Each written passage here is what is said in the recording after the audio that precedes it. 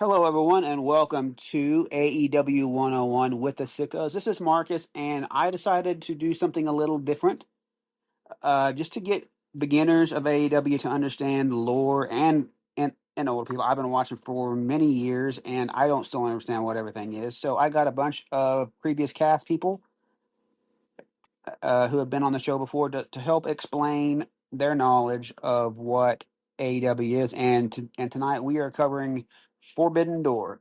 So we're going to start off with Tunchi, who is going to cover Stardom and that big Stardom matchup.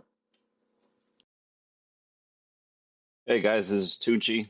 I'm here to talk a little bit about Tekla's feud with Taro Okada, why she hates Stardom, and the upcoming match with Starlight Kid. So to really get a full scope of this, and something that a beginner might not know, is the term Joshi. Uh, we use that word a lot as sickos, I guess. Joshi is really just a Japanese word for girl or young woman, but in the context of wrestling, it's really a Japan or Japan trained woman's wrestler. Now that second part is maybe up a little for discretion because, um, you know, if you're not Japanese but you came up in a Joshi system, does that make you a Joshi? Similarly, if you grew up in a lucha system, are you still a luchador even if you're not Mexican? That's a whole, topic for maybe another podcast, but something interesting to think about. Now, the Joshi style is very fast, and it honors the overall Japanese way of strong style, which is very brutal and unforgiving. A lot of stiff strikes and just really proving your toughness in the ring. Uh, the premier Joshi promotion in Japan is Stardom. I think most can agree that that is kind of where you want to be as a Joshi. Um, it's currently under President Taro Okada, which is a big player in this upcoming match with Tekla and Starlight Kid. More on him later. Stardom focuses a little bit on faction warfare, where if you're a rookie or sort of a lone wolf, you're actively getting recruited. And if you're the leader of a faction, you're often trying to recruit and just build your faction for, you know, global conquest. Uh, something else really special to Stardom. Not so special to the promotion itself, but these events are major for them. Big tournaments like the Five-Star Grand Prix and the Cinderella Tournament, um, those give them a really big, we like to say, big sports feel, real sports feel. Um, and if you're interested, the Five-Star Grand Prix is coming up in July. Major tournament. It's similar to AEW's Continental Classic. The Cinderella tournament can be thought of almost like the Owen, for I guess for a little more rookie members. But those are some big things around Stardom. A lot of matches. These women have a pretty insane schedule. You'll often hear, "Oh, so and so should do some time in Stardom." That's really a reference to them just getting reps in Japan because they have so many shows. Um, they'll often do, faction versus faction, singles matches, and a lot of great chemistry comes out of that with just so many matches. Now, notable names that come from Stardom, we'll have Tony Storm is one of the bigger names that as comes from the Stardom system. Megan Bain did some time over there. Mina Shirakawa. Um, in other companies, Io Sky, formerly Io Shirai, Kairi Sane, formerly Kairi Hojo, just to name a few. Stardom also allows one-off appearances. Um, and yeah, if you go back, maybe YouTube or on Stardom World, you'll definitely see some AEW talent. Heck, even Clark Connors has been on Stardom. Um, it's a promotion and style that I really enjoy, and I recommend giving it a try. Like I said, YouTube and Stardom World would definitely get you started. There's a lot of content and a lot of matches there. Uh, now to talk a little bit more about Tekla. In early 2022, Tekla debuted alongside Julia, who we also know from, or who you also might know from a different promotion. Uh, Debuted in her faction, Donna Del Mondo. It was sort of a militant group that was hard hitting and just badass. A really good fit for her brash and loud style. Uh, Early on, even in her first match, she was quite the star coming in as a rookie, showing a lot of confidence, even with very established wrestlers like Tam Nakano and Unagi Sayaka. Over the next year, and I guess now I'm talking about 2023, 2022, 2023, Tekla gained a lot of recognition and international acclaim for her in-ring performance and just her attitude when she stepped in the ring. It was really something to wonder at, being that she was in such a foreign land, but she, in other words, she really thrived in stardom. Some might say, and interestingly enough, uh, maybe owes her career to stardom. Um, and again, being that there's so many matches in Japan, in Stardom, I was able to see Tekla and Starlight Kid's first sequence in the ring ever together, and it was absolutely flawless and extremely fast paced. It was so cool to watch such a young Tekla and even such a younger Starlight Kid, um, earlier in their careers, and very, very fun to watch. Um, so fast forward, this is 2024 now at their Grand Cinderella Tournament pay-per-view. Um, a couple months before Donna Del Mondo disbanded, leaving Tekla, kind of alone, but she took a little hiatus from uh, in-ring performance, um, or I guess hiatus from the company in general, about 2 months. But she showed up in 2024 at this Grand Cinderella tournament, uh, to attack Mina Shirakawa with Oedo Tai. Oedo Tai is a faction in Stardom. Um, the leader being Natsuko Tora. She showed up to attack Mina Shirakawa and pledge her allegiance to Oedo Tai. Interestingly enough, Starlight Kid was also a part of that faction. All for about 30 minutes, because 2 matches later, the Oedo Tai members, following a loss, jump Starlight Kid and kick her out of the faction, leaving her alone, uh, leaving her as pretty much a lone wolf to fend for herself. Tekla immediately cuts a backstage promo, famously saying, "Now that the trash took itself out," and pledging her allegiance to Oedo Tai, which became Hate. That's maybe a group you'll see, a pretty popular faction. So yeah, now Tekla is in Hate, uh, and she returned under a persona of the Idol Killer, here to eradicate your idols, she would say. Now in Joshi wrestling, nowadays, there's a lot of crossover with idol culture.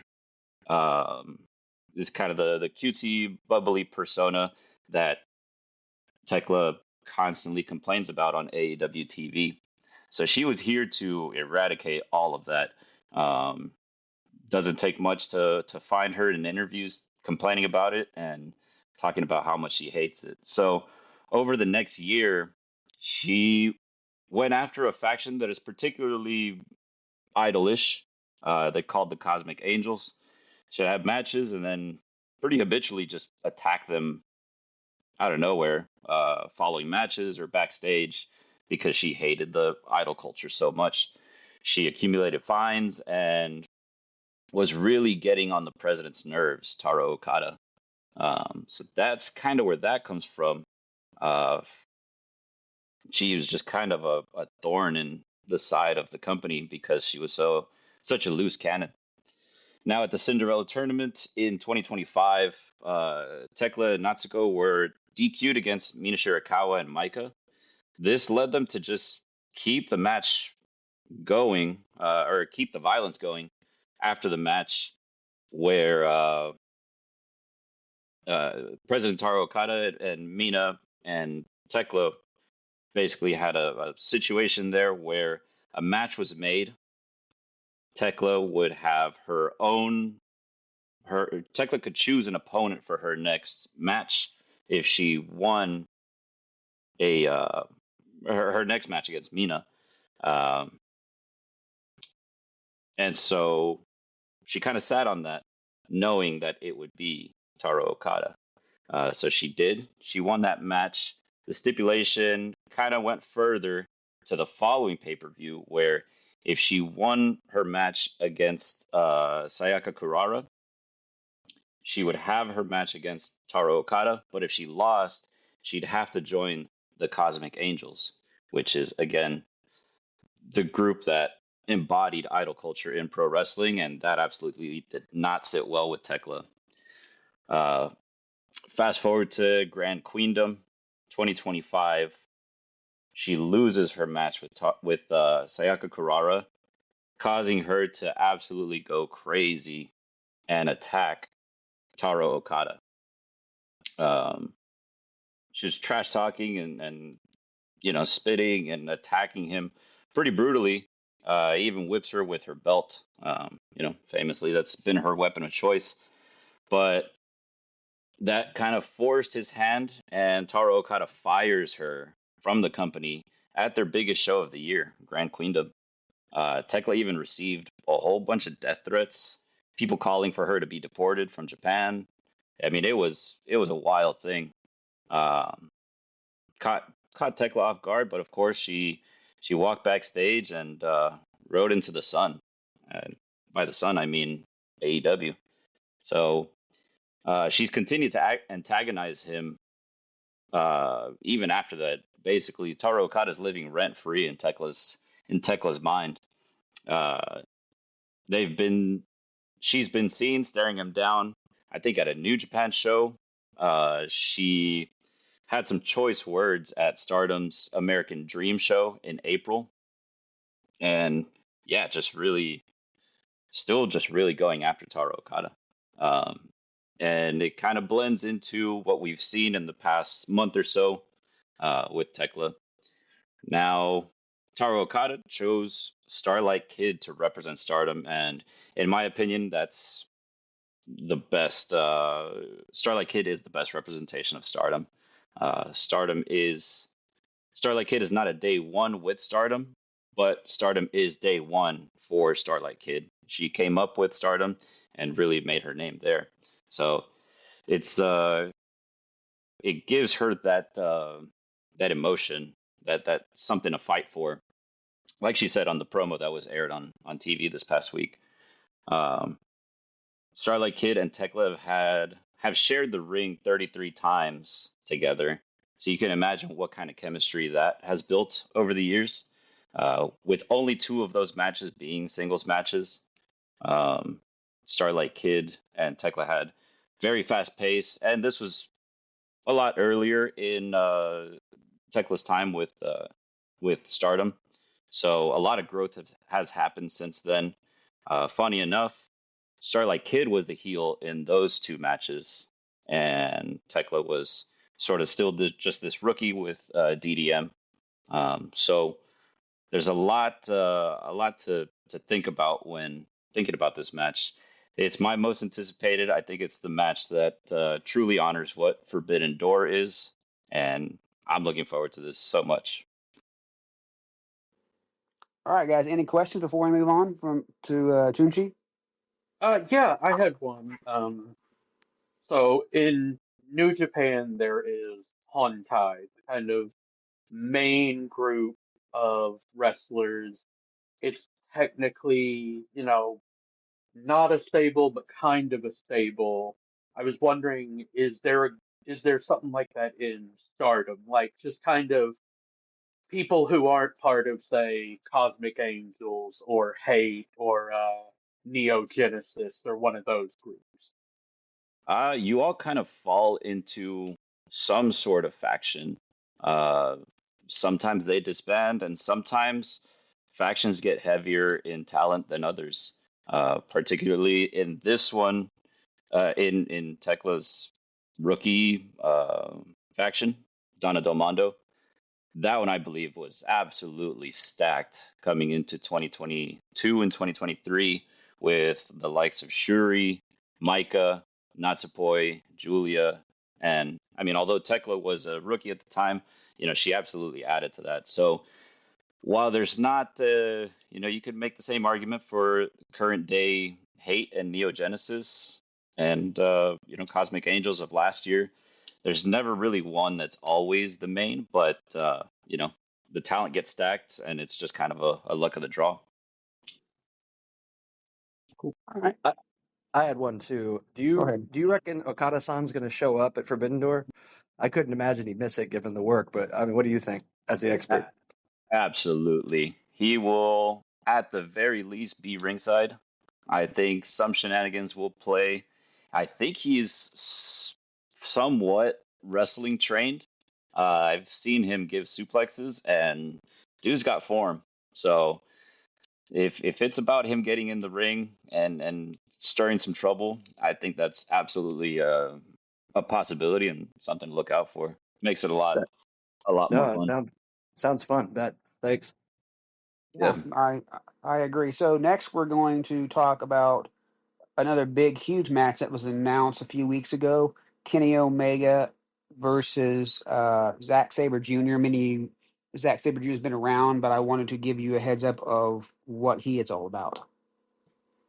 Okay, this is Chris, and Zack Sabre Jr. is a wrestler I could talk about for hours, so I'm just going to keep it really simple.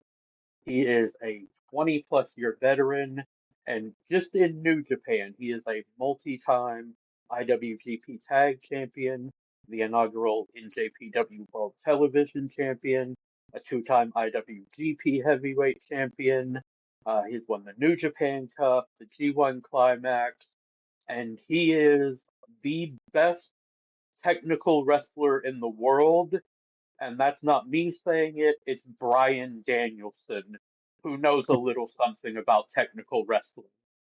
Uh, he is he's really fun to watch if you enjoy that technical style. He he approaches wrestling like jazz music. Like he doesn't have a plan. He just goes out there and does stuff and improvises, and he's, he's one of those really fun guys to watch because you never know what you're gonna really see out of him. Plus, he has one of the greatest move names in the history of professional wrestling. I gotta take a breath for this one. Hurrah! Another year. Crap, I'm forgetting it. Hurrah! Another year. Surely this one will be better than the last. The inexorable march of progress will lead us all to happiness. That is the whole name of the move. Um, him and Kenny Omega have had one singles match in the 2018 G1 Climax. That much was fantastic, and I am expecting a whole lot of craziness for Forbidden Door and those two guys to absolutely go all out, balls to the wall, just to try and have the match of the night. There's so many Zack Sabre Jr. matches that could be watched to gear up for this. If you have New Japan World or whatever, I would suggest the G1 Climax match from 2018. Hit Zack Sabre Jr.'s matches with Bryan Danielson and Hechicero will give you a good idea of who he is. His title matches against Hiroki Goto. Uh, like I said, I could spend hours and hours talking about Zack Sabre Jr., which is why I don't want to go too in depth because I don't want to take over the whole show. Um, this is going to be one of those matches where if you're a fan of both guys, you're in for a treat. So, Chris, I got a question for you. Do you think it's a lot of people say that Saber has a slower style? Do you think he and Kenny can work out where it's not as slow and and drawn out because him and Danielson had a match and they were slower. But I think Kenny can probably get him out of that comfort zone. Oh yeah, he absolutely can work that faster pace. The deal with him being he works methodically. It's yes, it is slower. It is more map based, but the transitions he does, he makes it where it's not boring. But I definitely think it'll be a bit of Kenny trying to quicken the pace early on, and Zack Sabre Jr. trying to slow it down and working the holds, working the mat. It'll be an interesting clash of styles for sure. So there was another match added on Collision, I think it was, where Pac called out somebody. Who did he call out? He called out the new IWGP Global Heavyweight Champion Shota Umino, who is a New Japan Dojo trained wrestler and the son of one of the best referees in the business, Red Shoes Uno. Shota Umino is a very interesting wrestler, character, whatever you want to say, because he's one of those guys who's got all the talent, but it's like he's been trying to put it all together for 5 years. His win of the global championship was in his 19th title match, and it was his 13th singles title match. That was the first title he has ever won. He's all, in a way, he's almost like the anti Super Cena. He always has good title matches, but man, he would never, ever, ever win. It's just, he's kind of, it was really interesting, the match at Dominion. It was a three-way with Andrade El Idolo and Drilla Maloney, and Shota Umino was getting booed by the crowd. Like, the Japanese wrestler was the third favorite person of the Japanese crowd. Like, I like I said, Shota Umino is one of those really interesting characters because he is a good wrestler, but it feels like there's something missing with him, and I think the crowd has like responded to that with a lot of backlash. So it'll be interesting to see how the fans at Forbidden Door respond to him. Alrighty. So anybody's have any questions before we move on to the Owen Hart? Yeah, I got one. Okay. Uh, Chris, in terms of any sort of previous interactions between Kenny Omega and Zack Sabre Jr., is there anything we should know about there? Something Like I said, backstage, something in the ring? they've only had one singles match. Like I said, the G1 Climax 2018. Otherwise, there's not really like there's no like they're not enemies. They don't hate each other. Both of them see themselves as, the best wrestler in the world. So I think it's more about Zack Sabre Jr. wants to prove himself. Kenny Omega wants to prove he still has it. So it's going to be a very interesting match because they're not enemies, but they're definitely not friends. Gotcha. We Alrighty. we also had the interesting bit where you had Kenny beat Tito, KMDM, TKM, the Mighty Don't Kneel. Came out. PMDK, yeah. Yeah, came out, and then there was a face-off with them and the Elites, which was just a neat moment on the Dynamite. Yeah, that was a very fun moment. And I think that exchange right there kind of shows what their relationship is. Like, they're not super antagonistic, but like they want to beat each other. Like Right. they're both like, okay, I'm ready to fight you, you're ready to fight me, let's go out there, best man wins. Exactly. Just a cool scene. Alrighty. If so, that's not the only things going on. Those are the main Forbidden Door type matches, but we also have the Owen's going to be talked about here in a second. It's been going on for a while, and I'm going to let Taylor go ahead and start talking about that. So I would argue the Owen Hart actually does feature a little bit of our Forbidden Door stuff, given the way the brackets ran. Not a lot, right? But some. So first, to understand the Owen Hart Cup, we have to understand who Owen Hart was. And Owen Hart was a wrestler, part of the legendary Hart Foundation out of Calgary, Canada. And in 1999, he fell 80 feet, I think it was, off of a platform as dressed as a Blue Blazer during a WWF show in Kansas City, and he died. He's if you don't know who the Hart Foundation is, that includes people like Stu Hart, Brett the Hitman Hart, Natalia, her dad, Jim the Anvil Neidhart.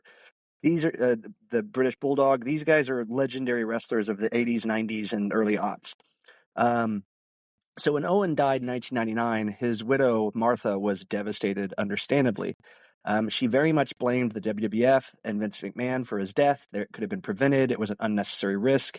And from everything I've been able to tell, she just does not want anything to do with them because of what happened to her husband. Again, understandable, I think, for anyone who's experienced that hurtful time. Out of that grief and that horror, she built an organization called the Hart Foundation, or the Owen Hart Foundation.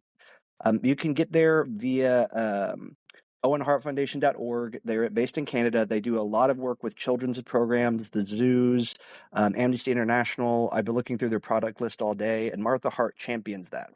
And part of championing that is also working with AEW, something she was able to do because rumor has it that Jericho knew how to get a hold of her in the early parts of AEW's history, and she was able to be put in contact with him. And so eventually Tony Khan and Martha Hart start this cup. They make sure to include the classic black and pink design of the Hart Foundation that all of the main guys were in, including Owen. And they've honored that every year. They give a good chunk of proceeds to charity, AEW does, and to the organization themselves. Martha is always out there with the cup. I expect her to be out there with the cup on Forbidden Door. And that brings us to this year's cup. The brackets are always 4 sets of matches, then 2 sets, then the final, right? And so our final set, or our men's set, began with Mark Davis and Jack Perry in the first bracket. The other bracket had Swerve Strickland versus Bandito, and then in the other sets of the brackets, it was Claudio Castagnoli versus Brody King, and I'm forgetting one. No, that's 4. Will Yeah, that's right. Ospreay versus Samoa Joe. Yeah, my bad. That was the one. I actually struck that from my notes. But yeah, Ospreay versus Samoa Joe. After a wonderful series of matches between the men, ultimately we end up with Swerve versus Ospreay. That's a callback to All In of last year in Texas when the Young Bucks were actually opposing Swerve and Ospreay over the EVP rights and the extent to which they could decide things and have money and blah, blah, blah, blah, blah. And so this is a cool callback to that moment in All In Texas. And they talked about it in a wonderful promo in Dynamite. That was going to talk about, well, Swerve thinks it's his turn. Ospreay's gunning for All In. It's in Wembley. It's in England. It's an English man. It is his longtime dream to perform at Wembley. And so that match is going to be fireworks, and that'll be on Forbidden Door. The other match that's going to happen from Forbidden Door, and this is where we really get some of the international flavor, the first beginning of that bracket brings us Persephone, a CMLL champ and standout who's now dual contracted between AEW and CMLL, and a Stardom standout, Hazuki, who is, I haven't seen her wrestle before. She blew me away. Alex, then on the other side, you have Alex Windra facing a wild card that turned out to be a returning Mercedes Moné. Mercedes Moné eventually wins that entire bracket in some of the best women's wrestling matches I've ever seen. I mean, legit, I was floored by Hazuki versus Moné. That was one of the best matches I've ever seen. The eventual winner of the bracket hasn't been finished yet, though, because on the flip side of the bracket, we had Sky Blue versus my notes. Sky Blue versus Maya World, and Athena versus Mina Shirakawa. Athena and Maya World advance. Athena is Maya's trainer. She came out of Metroplex Wrestling, did Maya World. She's mentored by Athena. They've wrestled several times in ROH, with Maya actually getting the better of her multiple times. But that match is going to happen on Collision. And so while it's been recorded, and some of you might know the spoilers, I won't spoil it. We don't know yet, and I don't know who it is because I've been avoiding spoilers. So we're going to have a really fun match. And I've seen them wrestle before between Athena and Maya. They have great chemistry. They know each other really well. They work well together. And whoever's going to win that then goes on to face Monet at Forbidden Door. I'm rooting for Maya. She recently had a loss of her brother. It's a heartbreaking thing. I think it would be an appropriate thing for her to get her flowers at Forbidden Door and maybe win a title. But it's not my decision. It's Tony's, and that's the way it goes. Expect pink, whoever's winning. Yes. So there's so the O1's been going along a while now, and it hasn't always been winner gets a title shot, correct? That is correct. You get a cup, and that is a stand as it is, but they haven't. Tony's been building it over time to generally be it, but yeah, not always, especially not in the beginning. So who are some of the past winners? Do you remember? Sure. Bryan Danielson has been mentioned. He's won against Adam and Page in a 25-minute match that was bananas. Mariah May was able to win over Willow Nightingale at that same year, and she's now gone on somewhere else. Mercedes Moné has won last year as well as Hangman did, beating Ospreay. So Ospreay lost on that last year. Mercedes won last year. She very well might win this year, or they might have Maya as the spoiler. And I think the first one, a lot of the previous winners are now gone, retired, or injured, or have had to let go. Adam Cole beat Samoa Joe in the men's tournament in 2022. So, I mean, yeah, past winners, there's plenty, and a lot of them are standouts. All right, guys, Bryan Danielson's a legend. Yes. Any other questions for him before we go? I was just gonna make a note. Maya World and Athena have had 2 matches on ROH. Like, and the first one was a proving ground. Maya World took Athena to the time limit, and then in the subsequent title match, Maya World absolutely took Athena to the limit and looked so close to ending that, 9,828 day reign that Athena has going. I know it's not that long, but it is. Feels Oh, like no, it. it's like 800 and something, or last I No, remember no, looking at it. I think it's Is close it to more now? like, yeah, I want to say she's closing in on 1,000. 1,279 days. Okay, so she's closing in on 1,300. I knew it Holy was a lot. Yeah, like when she says she is the forever champion, it she may Yeah. just be. I But like, wonder if that goes back to when Tony bought it. Like, that's no, so long. no, she was not the champion when Tony bought it. That's Oh, the that's crazy just thing. It's that's darn got to the be one of the close, though. longest titles in wrestling right now. But Yes, it is. those 2 previous matches between them were absolutely fantastic. Oh, And hard I am seconded. really looking forward to this third match. And like you, Taylor, I am rooting for Maya World to win it. Mm-hmm. And I think, maybe third time's the charm. I'm hoping. Maya's Yes. been such a stud who's come up, and been the it girl showing up when other people don't. Like, and then the thing with her Yeah. brother, man. What sweetness if she won. Yeah, I mean, I agree. talk about making the most of your opportunities. Like Oh, heck yeah. every chance she has gotten, she has knocked it out of the park. And I would I would love it if she wins the whole thing, honestly. Mm-hmm. Well, that's all the kind of topics we have today. Obviously, Forbidden Door is next week. So Next Sunday. So we may have another Dynamite. There may be more matches. Who knows? There's already some in line that aren't exactly bigger matches that we did not cover.